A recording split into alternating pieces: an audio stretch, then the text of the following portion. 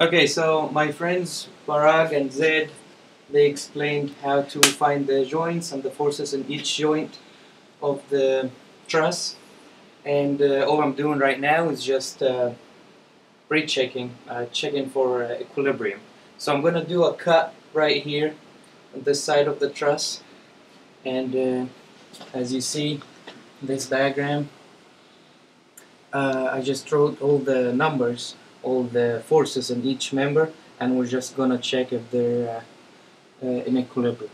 So first thing I'm going to do is going to take the sum of forces in the y direction. Okay, and that is, we have 3 kilonewton, well actually minus 9 kilonewton plus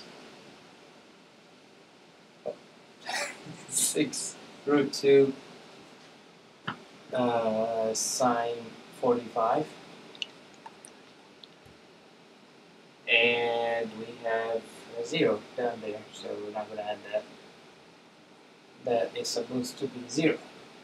So if we calculate that, we have 3 minus 9, that's negative 6, plus 6 root 2 sine 45, and that is going to be 0. I guess that's negative 6 plus 6.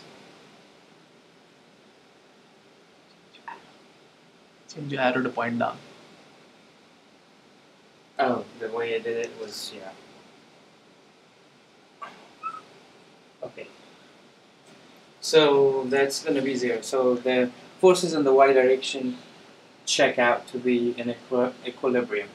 Now let's take the moment for one of these.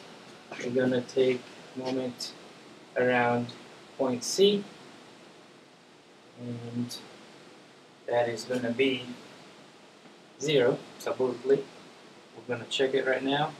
So first of all, we got the 9 kilonewton times 3 meter minus 3 kilonewton times 3 meters, and minus 6 kilonewton times 3, and that is supposed to be 0. So let's calculate it. We got 27 minus 9 minus 18, and that checks to be 0. So it's in equilibrium, just like the forces in the y direction. And finally, we check the forces in the x direction. We got EF x, and that is going this way. We have, and it's supposed to be 0. So we have 6 kilonewton minus 6 root 2 sine 45, and we have a 0, plus 0 equal 0. And that's just 6 minus 6 root 2 sine 45, and that checks to be 0.